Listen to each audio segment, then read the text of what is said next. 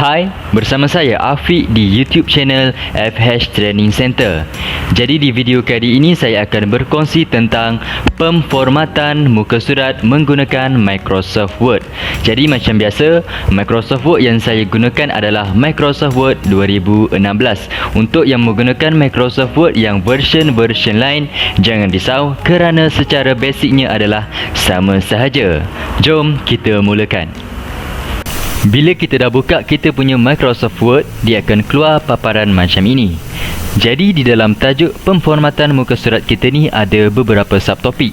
Antaranya adalah menukar margin muka surat, menukar orientasi dokumen, menukar saiz dokumen, menukar bilangan laju dokumen, menambah nombor muka surat dan juga menambah header dan footer. Jadi tanpa melengahkan masa, jom kita ke subtopik yang pertama, iaitu menukar margin muka surat. Jadi untuk tujuan supaya anda lebih nampak apa yang saya akan ajarkan di dalam video tutorial ini, saya telah pun sediakan saya punya contoh karangan sebagai saya punya dokumen. Jadi yang pertama ni kita akan menukar kita punya margin. Jadi untuk pengetahuan anda, margin dalam erti kata mudah adalah ruangan kosong yang terletak di antara kertas dengan dokumen dari pelbagai arah, sama ada dari atas, bawah, kiri ataupun kanan. Jadi macam mana kita nak ubah kita punya margin ni? So caranya adalah kita klik pada tab layout. So di sini adalah page setup dan kita klik pada margins. Okey, di bawah ni bila kita klik dia akan keluar pelbagai pilihan. So kita ada di sini adalah normal, narrow, moderate, wide, mirror dan juga office 2003 default. Sekiranya anda belum mengubah apa-apa margin, so dia akan berada di dalam tatapan yang default iaitu normal. And bila kita nak ubah, kita boleh pilih mana-mana margin yang kita nak. Okey, contohnya di sini saya, untuk anda lebih nampak, saya akan pilih yang narrow. Okey. Alright. So anda boleh nampak ruangan sebelah kiri, kanan, atas dan bawah kita punya page ni dia lebih sempit. Sebab itulah nama dia narrow. Okey, sama juga kalau kita nak pilih yang, contoh saya pilih wide. Okey. So macam inilah perubahan yang berlaku apabila kita mengubah kita punya margin. Dan sekiranya anda nak ubah anda punya margin dengan lebih terperinci, boleh je anda klik pada custom margins. So dia akan keluar paparan macam inilah. So di sini anda boleh settingkan mengikut kemahuan anda sendiri. Jadi di sini ada juga pilihan whole document dan juga this point forward. So untuk whole document ni, apabila anda ubah anda punya margin dan klik OK, dia akan ubah keseluruhan dokumen. Tapi apabila anda klik pada this point forward, dia hanya ubah pada page yang anda letakkan anda punya cursor.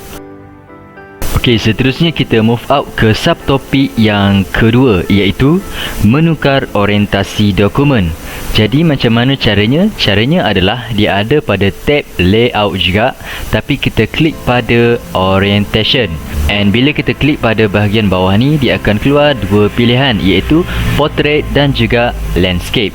So sekiranya anda belum mengubah apa-apa pada bahagian orientation dokumen kita ni, dia akan default kepada portrait. So andai kata sekiranya anda nak ubah dokumen anda ni kepada bentuk landscape, anda just klik pada landscape. And sekiranya anda nak ubah secara lebih spesifik, anda boleh je klik pada bahagian bawah ni. Okey, dia akan keluar paparan macam ni and anda nak landscapekan dia kan. So klik pada landscape dan di bawah ni dia ada pilihan. Sama ada anda nak ubahkan keseluruhan muka surat ataupun salah satu muka surat sahaja. So di sini saya nak ubahkan kesemua muka surat saya ke dalam bentuk landscape. So saya klik pada whole document dan klik OK.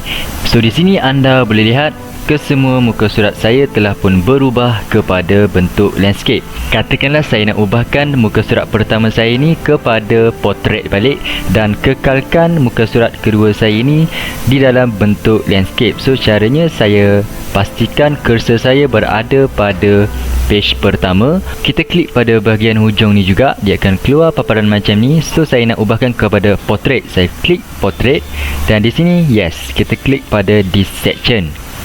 And kita klik OK.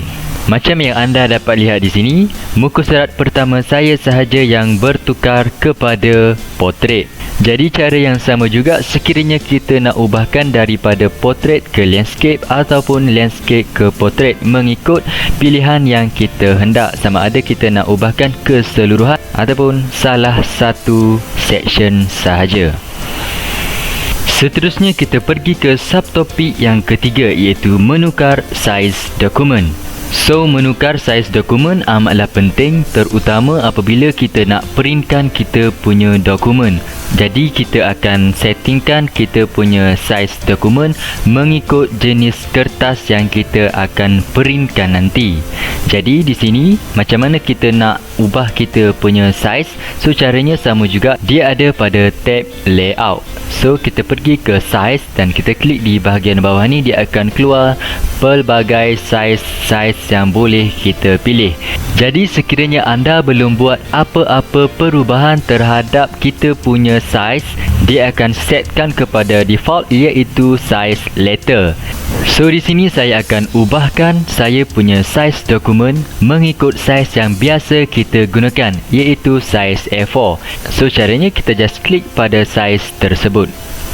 Alright, so macam anda dapat lihat, kita punya dokumen ni telah pun berubah kepada saiz A4. Dan sekiranya anda nak ubahkan anda punya saiz dokumen ni dengan lebih terperinci, anda boleh je klik pada bahagian hujung bawah ni, dia akan keluar paparan macam ini. So, di sini anda boleh settingkan mengikut saiz yang anda mahukan. Alright, dan di sini sama juga, anda boleh pilihkan sama ada anda nak ubahkan saiz dokumen anda secara keseluruhan ataupun bahagian-bahagian tertentu sahaja. Bila anda dah puas hati, just klik OK.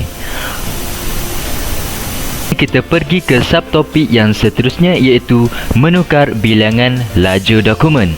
Jadi tujuan tetapan ini adalah untuk memaparkan berapa banyak laju yang kita mahukan di dalam satu muka surat dokumen kita. Jadi caranya adalah, dia ada pada tab layout juga dan kita klik pada kolom. Alright, bila kita klik pada kolom ni, dia ada beberapa pilihan yang kita boleh pilih. So dia ada 1, 2, 3, left dan juga right. Jadi kalau anda nak ubahkan dengan lebih terperinci, anda boleh klik pada more column, dia akan keluar paparan macam ini. So di sini anda boleh pilih berapa kolom yang anda mahukan. So katakanlah saya nak ubahkan kepada 2 kolom, dan di sini ada pilihan sama ada saya nak ubahkan section yang ada saya punya cursor ni sahaja ataupun keseluruhan dokumen. So saya akan ubahkan keseluruhan dokumen saya kepada 2 kolom. So caranya saya just klik pada whole dokumen dan klik OK. Jadi kalau anda dapat lihat, keseluruhan dokumen saya telah pun berubah kepada 2 kolom. Jadi cara sama juga kalau anda nak ubahkan kepada hanya satu section sahaja. So katakanlah saya nak ubahkan section yang berada pada page ini saja. So saya pastikan saya punya cursor akan berada pada page tersebut dan saya pergi kepada more column. Saya nak ubahkan kepada satu kolom saja, dan pada apply to ni saya pastikan dia berada pada this section. So bila saya klik OK, yap, dia akan keluar paparan macam yang telah kita settingkan. Alright, macam yang anda dapat lihat, page 1 saya sahaja yang berubah kepada satu kolom. So anda boleh ikut cara ni sekiranya anda nak ubahkan bilangan-bilangan kolom mengikut kemahuan anda tersendiri. Dan sekiranya anda belum buat apa-apa perubahan pada bahagian kolom, dia akan berada pada tetapan default, iaitu 1. Baik, seterusnya kita bergerak ke subtopik yang kelima, iaitu menambah nombor muka surat. Jadi macam yang anda dapat lihat sekarang, dokumen kita belum lagi ada kita punya nombor muka surat. So macam mana cara untuk kita menambahkan nombor muka surat tersebut? Caranya adalah kita pergi ke tab insert sebelah kanan pada ruangan header and footer. So di sini ada page number. Okey, kita klik pada bahagian ni, dia akan keluar pelbagai pilihan page number yang boleh kita gunakan. So di sini dia ada top of page, bottom of page, page margin dan juga current position. So biasa yang kita guna antara dua je lah, iaitu top ataupun yang bottom. So untuk kali ni saya gunakan yang bottom, and di sini kita boleh pilih. Okay, saya pilih jenis yang mana saya nak. Contohnya saya nak yang yang ni. Alright, saya just pilih. Bila kita dah klik, dia akan keluar nombor muka surat pada dokumen kita. Alright, so sekiranya page anda tu banyak lagi, jangan risau, kerana setiap muka surat ni akan ada dia punya nombor muka surat. So macam biasa dia akan ada header and footer ni. So kalau kita tak nak tengok, kita just close header and footer. Okay, sekarang kita dah ada kita punya nombor muka surat. And selain itu, kita juga boleh mengubah format nombor muka surat kita. Dalam erti kata lain, sekiranya anda tak nak nombor muka surat anda bermula dengan format nombor 1, 2, 3 dan seterusnya. Contohnya di sini anda nak tukarkan ke format yang lain. Jadi caranya kita pergi ke tab insert, dan dekat pada bahagian tadi page number, dan di sini format page number. Bila kita klik pada format page number, dia akan keluar paparan macam ini. Jadi di sini kita ada banyak pilihan yang kita boleh gunakan untuk format kita punya page number. So katakanlah yang ni saya nak gunakan nombor Roman. So saya akan klik pada bahagian ni dan saya just klik OK. And sebelum tu dia ada juga pilihan pada start at ni. Maksudnya di sini adalah sekiranya anda tak nak mulakan dengan nombor yang pertama, saya just gunakan yang biasa saja. So saya just klik OK. Alright, bila kita dah klik OK, kita nampak page number kita telah pun berubah kepada nombor Roman. Sekiranya kita tak nak gunakan page number, macam mana kita nak buangkan kita punya page number? Cara dia senang saja. Kita pergi juga tempat tadi, page number. So kita just klik pada remove page numbers. Alright, seterusnya kita beralih ke subtopik yang terakhir, iaitu menambah header dan footer. Jadi apa dia header dan apa dia footer? Untuk header ni adalah teks yang wujud pada bahagian atas dokumen, dan untuk footer pula adalah teks yang wujud pada bahagian bawah dokumen. Jadi macam mana kita nak tambahkan kita punya header dan footer? Jadi cara dia adalah kita pergi juga pada tab insert. Pada ruangan header dan footer ni, kita just klik pada header dan footer. So dia akan keluar. Untuk yang header ni, dia akan keluar banyaklah pilihan header yang boleh kita pilih.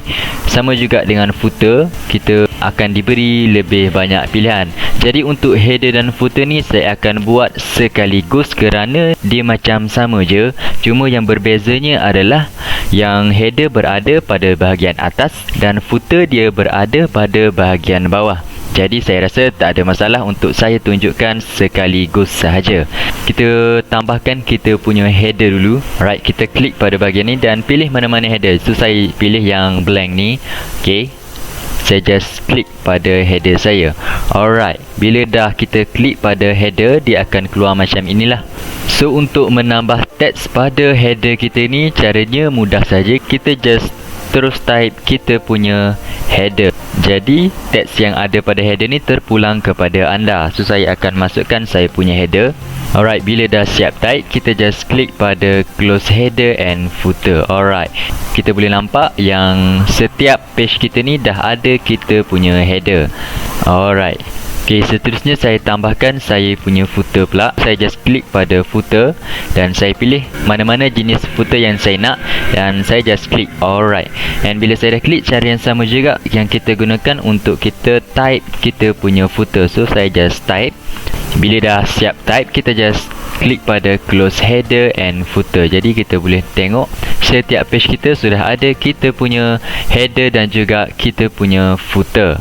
Alright, seterusnya macam mana kalau kita nak edit balik teks pada header dan footer kita ni? Jadi caranya mudah je. Pada tab insert dan kita klik pada mana-mana, sama ada kita nak editkan header atau footer, caranya sama aja. So saya akan edit saya punya header. So saya just klik pada header ni dan di bahagian bawah ni kita just klik pada edit header. So di sini kita boleh edit lah kita punya header ataupun footer. So bila dah siap edit, anda just boleh klik pada close header and footer.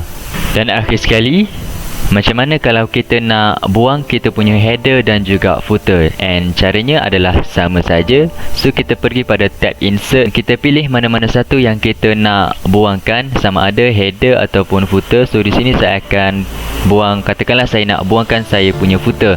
So saya just klik pada footer ni. Okay, saya klik. So pada bahagian bawah ni kita just klik pada remove footer.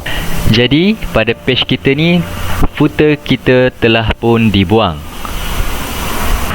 Setakat itu sahaja perkongsian saya pada video kali ini.